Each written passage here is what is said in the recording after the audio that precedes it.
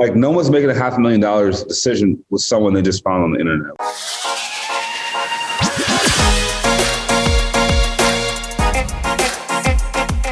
Hello and welcome to episode 34 of the Smart Agents Podcast. My name is Michael Walter and I'll be your host. In today's episode, we chat with Sam Eligwe. After 10 years in the industry, Sam just recently launched his own brokerage in the Washington, D.C. area. During our conversation, we talk about how he's been able to build his business through social media and not have to rely on paid advertising. All right, before we get into the day's featured interview, make sure you follow and subscribe to the show on whatever platform you listen to podcasts. You can find us on all major podcasting platforms from Apple Podcasts, Google Podcasts, Spotify, and the list goes on. Also, as you can see if you're watching this on YouTube, make sure to subscribe to the Smart Agents YouTube channel. Click the bell to get notifications whenever a new episode is uploaded. And lastly, if you or somebody else on your team has an awesome story to share, send us a message at feedback@smartagents.com. We're always on the lookout for new stories to share. All right, on to the day's featured interview where we talk with Sam Eligwe about launching his own brokerage and using social media to connect with his client base. You know, the way I like to start everything is if you could tell me a little bit about yourself, how long you've been in real estate and where you're at. Sure. Yeah. Sam Eligwe. I'm actually the owner of Eligwe RES. The company itself just came into existence end of 2020, probably like in August 2020. Prior to that, I was actually managing a really large real estate team. One of their sales managers. I was doing that for a while. I've been in real estate for 10 years.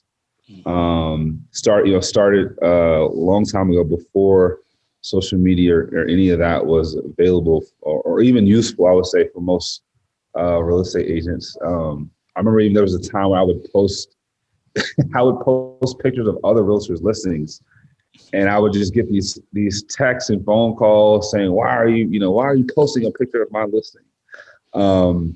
So it's been great to kind of see how social media has changed it overall in the last 10 years or so. But yeah, our book of businesses here in the Washington, D.C. area.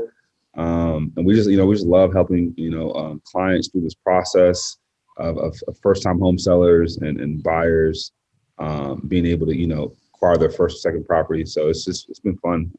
My team is a small team, my wife and I, and then we have an assistant. But we do a lot of business here in the area and we're enjoying it. Right. Well, that's awesome being able to kind of branch out and do your own thing now too.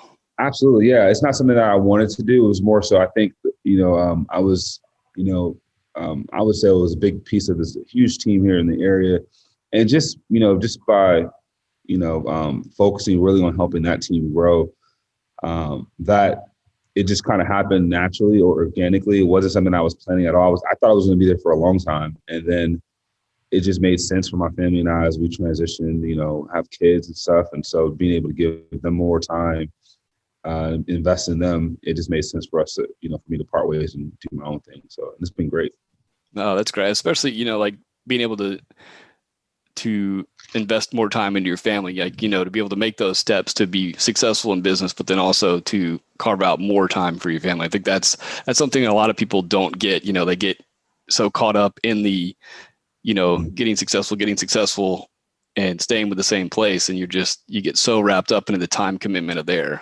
Yeah. I think for me, I try, like one of the things I've always wanted to do is just to like be famous in my own household. And I felt like, even though I was very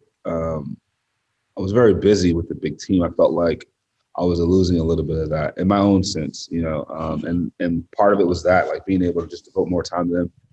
And it's been the best decision, so. Yeah. So starting your own team and your own business in 2020, what was that like? Was there any kind of apprehension with everything going on? Obviously, 2020 was a crazy year for everyone. I mean, every industry, not just real estate, but every industry was affected. It was impacted. And a lot of decisions had to be made. I know friends that have lost businesses, and just because of, what happened last year. So it definitely was a lot of nerves going into the decision. But, my wife and I, through much prayer and just talking to people in our circle, counsel, I felt like, with that, I felt like it couldn't be more perfect time. I think with so much uncertainty in the market, so much cloudiness in terms of what to do, where the market was heading, and I had 10 years under my belt. I felt like, why not? Why not start my own thing? Why not venture off and give, my, sphere of influence, give them confidence in who they can use for the foreseeable future. So it was a lot of nerves going into the decision, but honestly, through much prayer, it was pretty easy once I started to pray and think about it. So it was, and now I can say that now, right? But at the time, definitely was some nerves leading up to that decision. Right. So, I found you through Instagram, just kind of scrolling through one day and came across like this behind the scenes type videos. Earlier, you talked about how, you were kind of doing social media a little bit before it really kind of blew up, but now, you're all over it and you're really into video and all kind of stuff. So where did that come from? Yeah, man, to be honest, I remember in high school, my brother, I played basketball in high school, in college, but I remember in high school, my brother would walk around with a VHS sort of on his shoulder, recording everything we did. Like, we would record just silly stuff, like going to the basketball court or just walking around and talking. And so, once I decided to get my real estate license, after college, the camera kind of came natural because I'd already been doing it. And there wasn't anyone that was really doing videos at the time. And so I just talked to him. I was like, hey, let's just do some videos, some real estate stuff. And if you look on YouTube, you'll see some of that stuff. It's still out there. I leave it up there just as a good reminder of where I came from. But I came in, I started doing, YouTube videos very, very early. And it was really topical. Most of it was topical because I didn't really have a lot of experience. So it was more so like, I remember one video I did was just, how do you rent a home? What's the application process like? And then, I came up with like 5 steps to buying a house, like just very simple first time home buyer. Like I tried to really focus on what I knew. And same thing would be with posting. I would post on, Facebook much earlier than anyone else. Foursquare at that time Foursquare was really, really big back then. And I even look at the post now, it was like, no, I think I'll get 1 like, maybe it like, but it was just like, like, hey, heading to such and such for a showing, like, hey, just finished a consultation, it was a bunch of that. But it was me, and I was being authentically myself. And I remember brokers didn't understand it. A lot of my brokers didn't get why I was doing it at the time. And everybody thought it was like a waste of time. And they also thought at the time that I was breaking some sort of law, some sort of RESPA law, but there weren't any laws because I wasn't advertising any real listings as my own. I was just saying, hey, this home's for sale. If you want to buy it, let me know. And it's no different than just driving by a home with someone in your car saying this home's for sale. So I kept doing it, and maybe my broker didn't like it, but I just kept doing it anyway. Yeah. Well, and, like talking about, only getting like the 1 like or whatever, it's that same kind of, that billboard that's up there. People are driving by it all day long. And as people are scrolling through, they're seeing you, just kind of build that. You're saying, hey, I'm a realtor, whenever you need something, come check me out. It doesn't have to be right then and there, but you keep showing people that that's what you do. Right. No, you're right. Yeah, that's it. And I never really cared about the like. I never did it for the likes. I still don't. It's more so. I just remember at a time when it wasn't there. Like you said, I didn't focus on it. I just kind of said, I'm going to continue. If I want to do this for myself, then I'm going to continue, when it's good and when it's bad. So, and that's what I did. So. Yeah. And so now, like jumping forward, you're doing a lot of like behind the scenes. Like the one I saw was, I think it was a renovation going on and you were kind of walking through. So, is that something that you do quite a bit? Yeah, for sure. We, again, through experience, through, being in the game for a long time, I've had mentors and people that much further along than me, and being able to watch them, go through the good and bad of projects. I was able to do that myself. My wife and I, we bought some property. We've done that. Primary and investment. So, now we try to share it, not overindulge in it, but to be able to show that, there's a lot that we have in terms of experience. So for some of our clients that are buying properties that want to perhaps, renovate it, or they want to buy, a property in house hack, we have a lot of clients here that do want to buy a property and then rent it out a year or so later. Being able to show them, I would say the knowledge in various different ways, I think is helpful, especially in this industry, because a lot of people want to separate themselves as real estate agents. And I think that, if you're constantly saying, I'm better, I don't think people are attracted to that. I think that that's it's not the way to separate. So I think if you just show what you do in an authentic way, I think people will naturally gravitate to you if you're their, style. I realize too, not every client's my style, which is okay. But that took me a while to realize that when I would lose, even like friends, I would lose friends that wouldn't use me, I'm like, what? Like, you would have used me, Right. So like, I realized that, that those people have ended up using me the second time, when they decided 7 years later, they're like, oh, I'm going with Sam this time. And so that was hard, so like now, in the business, I try to, do behind the scenes to show our knowledge, show our experience, and to have fun with it as well. Yeah. Well, I think you said that having fun with it, I think that also comes with that whole understanding that not everybody's going to pick me, and it's cool with it. Like there's so many people buying and selling. Like, you lose one, it's one. It's not a big deal. If it's 10, whatever, there's another 10 lining up, So yeah, and I think just like being able to not dwell on it, because if you do that, you're going to start going down that rabbit hole and just be pessimistic all the time, and that's not the way to go about it. Yeah, that commission, when you feel like you should have got that commission, man, it stings a little bit, man. I can't lie. I've had those I've had a commission hang over my head for 2-3 days, and I'm like, man, I should have. There's no way, and it happens. Here's the thing: if you're gonna be a top producer in real estate, then you're gonna lose some. Like, I play sports all my life, so I look at athletes. You like Michael Jordan, Kobe Bryant, like LeBron. Like, these guys are having these great games, but there's some games where they don't have. They have a shooting slump. They go through a few games where that doesn't take away from their greatness, doesn't take away from their skill set. Mm-hmm. You're gonna have those if you're gonna be in this game for that long. So just take it. Yeah. No, I'm a huge sports fan. You've been around it all my life, and that concept. See the Jags. Yeah, it's been a long 25 years, man. Jaguars. I like Blake Bortles, man. He was Well, hopefully all of this good with Trevor Lawrence coming to town. So we'll see what happens. Yeah, he'll be good, man. Honestly, I like his game. He's good. He's good in the pocket. He seems confident. I like him. Yeah. Well, kind of going back to, as you were kind of growing in the industry and things like that, what are some of those things that you really did to help build up the previous team that you were with? Yeah. In terms of marketing, you just mean like Yeah.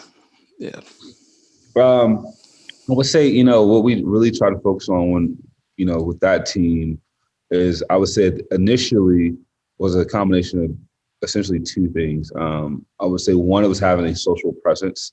We looked at social media as, that was our farm. So, in real estate, they always teach you to farm, choose a farm, and then, send out postcards, monthly, and all those types of things. So I think, I don't think that doesn't work. I'm sure it does. But for me, my farm was on social media. Like, my farm of my people are on social media. And so the way we looked at it was like, hey, we're going to farm, but let's farm with our SOI. And the way that you do that is you don't put up, 100,000 posts about, selling a home. People want to know who you are as a person. And so we focus primarily on being ourselves on social media, posting content that was, authentically ourselves, which kind of like tap into a few different areas, between, faith, family and real estate. Like, how do we, authentically present that in a way that's ourselves? And so we would focus on that in one area. And then the other side of it would be a lot of just like, calls, open houses, and really trying to get in front of those people that are making decisions right now. Because in this business, you have to have, I guess, fruit that's coming to bear in seasons ahead, and you have to be able to eat in the season that you're in. So that was how we looked at, marketing. We kept it very simple, and it worked. We did a great job. Like, whenever we did do business, we posted it and we let people know that we were doing business and who we are. And then at the same time, we're getting the open houses. We're trying to, we're door knocking. We are getting in front of people to be able to continue to add to our database, while at the same time getting some of those, those easy business, I'll say those easy business opportunities, because in real estate, if you're in it long enough, you're going to get those people that are just randomly reach out to you. Like they're going to, maybe they saw a post from you, they're going to reach out to you. So if you're saying, hey, I want to do 3 deals a month, where are the 3 deals coming from? Okay, well, we said, well, one of them are going to come from, social media because someone just saw us. Another one's going to come from open houses, and then another one's going to come from maybe online, lead generation or something like that. Mm-hmm. And that's kind of how we thought about our sales. Now, obviously, we want to do more than that, but if we're just trying to think about it in terms of just 3 a month, that's kind of how we approached it. Right. No, I really like that. Like you got to have those 2 pipelines got to be kind of filling up at different levels and different intervals, to keep things moving. Absolutely. Yeah. So it was good. So, you do a lot of social media. Does that help cut down on costs on some of the other type of marketing if you're doing the social media? Because it is, from the organic post and all that kind of stuff, it is significantly cheaper than doing, the bigger campaigns. So we don't really do, with my company now, I don't really pay for any leads at all. All of my business is I'm 100% referral based business. Like I don't do any paid advertising at all. I could, but the way our business is growing, thankfully, we don't have to do any sort of paid advertising. And I don't think that we were going to do that. I remember when we started, again, we started in July, July 2nd, I think it was. And so I think by the time September hit or October, just naturally, every real estate agent always feels like, oh, we got to do paid advertising. That's where the leads are. And so I got in that mode too, to be honest. I was like, oh, okay, it's November. I should do paid advertising. And so I set it up. I set it all up, and I was like, I'm going to do paid advertising. And then I did it for a week. I did it for 1 week. I can't lie. I did it for 1 week. And after 1 week, the leads were coming in. There were so many leads coming in that I wasn't able to manage the leads that were coming in. And then I already had my own leads, my own referrals that were coming in, and I wasn't managing them as well. So I kind of came to the point where I was like, you know what, let me manage what I have well, for a period of time, and then let me, come back and reassess. And I cut it off. I was like, no, we're not going to do any paid advertising. And, my marketing guy was like, yeah, he's like, you don't really need to do it. You get so much engagement from your social media. He's like, I don't know why you would even pay. He's like, you get enough. And so we haven't had it on since that 1 week.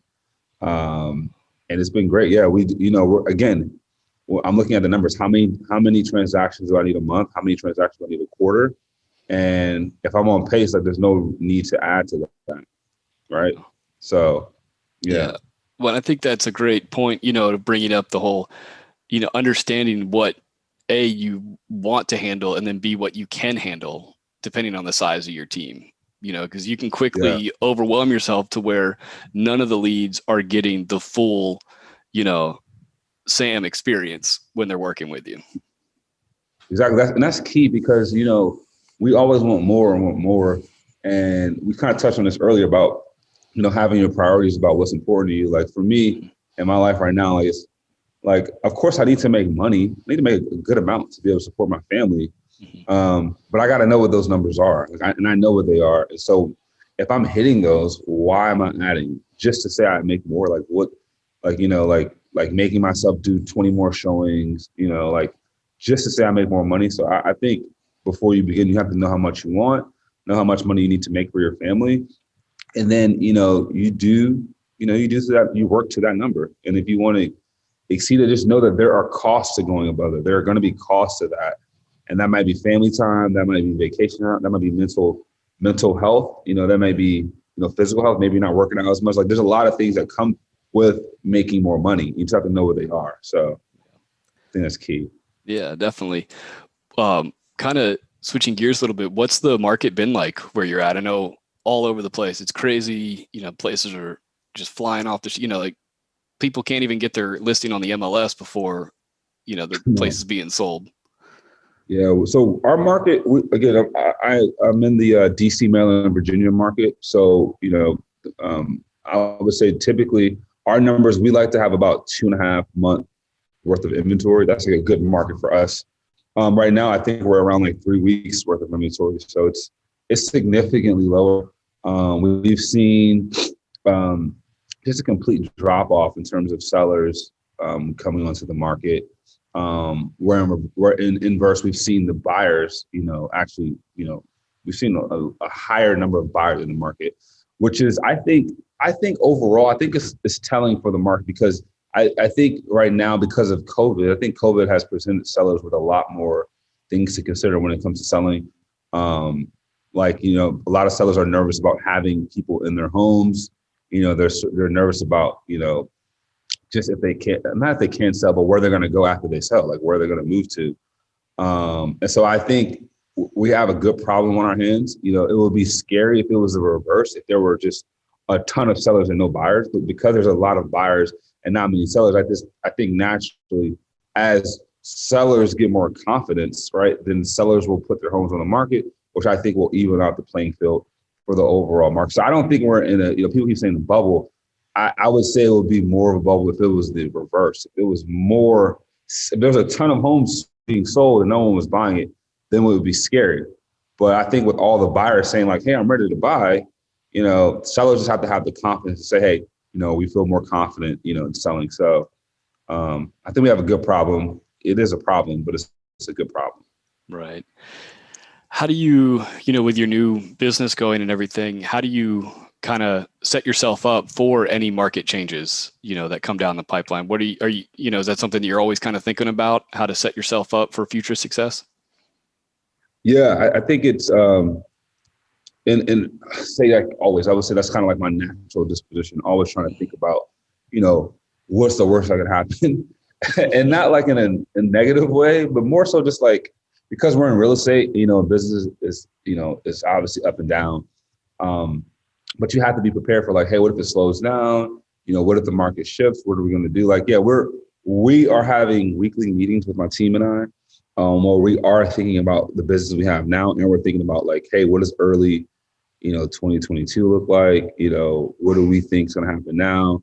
Like, we also are making sure like even our employees are also saving. Like, we want to be able to make sure that we're all prepared for what could happen, like if the market stops, if home stops, and like we want to be prepared for the worst thing. And I know it's scary to talk about it, but it's still like a reality that it could take place. I mean, we didn't know that when COVID first hit, how long that was going to be. No one knew. And so like, yeah, there is a sense of trying to prepare for the worst case while at the same time, capitalizing on what's in front of us, like being able to say like, hey, I have business in front of me. Let's get the business done. And then we can save money or we can plant, like trying to get the business while you can. Because while it's hot, you have to strike. Like right now is a really good time to be in real estate. If you've been doing all the right things the last few years, like you should do well right now. Yeah. And it brings up something else that I like to talk to people that have been in the industry for a while, is for the agents that are getting in right now, where things are, to sell a property, you're not having to worry so much about like the stellar marketing of it because things are, the demand is so high. What would you say to those people that maybe have that rose tinted glasses on with, the way things are selling? Yeah, I also think too, like the reason for that is because, a lot of other realtors, not every realtor, some realtors try to make real estate seem so complicated. And when you're a newbie coming in, you can feel intimidated, right, by those big agents that, can make it seem like so challenging. But I think real estate is a people business. And if you understand your client, you understand their expectations, you can just deliver it in a really applicable way, like very simple. Like if they say, hey, like I want my house to show well, make sure you get a good photographer. Like don't be cheap, get a good photographer, get a good videographer, write the description well, read it a few times, have someone proofread. Like I don't think it's that complicated. Like I remember when I got into the business, it seemed like that. It seemed like, oh, I'm never gonna be able to get this. I'm never gonna be able to. It felt like that. And no one was there to say like, no, it's fine. Like we didn't really have that. There wasn't a lot of outlets also in terms of social media. But I would say like, no, I said like, you can be successful in real estate. Even if real estate agents in your market are doing a lot of business, they can't do all the business. They can't do all the business. And so that's why I think I personally think the, smaller teams, I think that they're going to thrive even more so because they can touch clients in ways that the bigger teams can't. Just because the team is just so big, they're just so massive, they can't touch clients in a personal way. I think real estate is always going to be personalized. It's always going to be this sort of like hands out. So if you're a smaller agent, don't feel like, oh, I'm not doing as much, so I can't compete. No, you can compete. Just know what the client's expectations are and deliver on them. That's it. Yeah, I think you brought up a really good point about there with it being the personal. We see all these ads for the Zillows and these, quick get your house sold with us with this app type thing. And I think while those, for some agents like that can be scary, I don't think that that's ever going to replace the agent because you can't have that relationship with that app. Yeah, because the ad is cool for like getting clicks. That's the point of it. It'll get clicks, and people may even speak with someone. But I think at the end of the day, our average price point here is like $500,000. Like no one's making a $500,000 decision with someone they just found on the internet. Like it's a lot more. There's a lot more intricacies with that much money. Like it's cool for clickbait, but I think at the end of the day, people are going to want to have a conversation. They're going to want to know your experience. They want to know what type of person you are. And for me, what I always focus on when we do our consultations is at the end of the consultation, whether they know me or not, I will break out like 4 company pillars. I'll say like, this is who I am as a person. These are the 4 things that I stand on. So like when we're involved in this transaction and you might get nervous about something, you might get upset, like just remember what I told you, this is who I am. So we're always going to have a conversation about it. And that's why I think the personal aspect is key, because when people know who you are, when things come up, they know how you're going to react. They know how you're going to react. They know that you're not going to do something shady or something grimy. They know like, dang, okay, I know this person. Yeah, I'm mad at them, but I know who they are. Okay, let's just talk about it. And that's what I think those ads you can't replace that. You just can't replace a personal touch, Awesome. Well, I really appreciate you taking the time to talk to me, and congratulations on your business, man. I really hope it takes off for you. Thank you. I'm looking forward to the next year or so in real estate. So thanks so much for having me. I really want to thank Sam for joining us today. And again, I want to congratulate him on starting his own business. And if you would like to check out Sam's Instagram page, we have it linked in the episode description. So once again, if you think you or somebody else on your team has an awesome story or a tip to share with our community, send us a message at feedback@smartagents.com. Well, that wraps things up for this episode, but remember, follow the show wherever you listen to podcasts and make sure to subscribe to the Smart Agents YouTube channel. Again, I'm Michael Walter, and we'll see you on the next episode.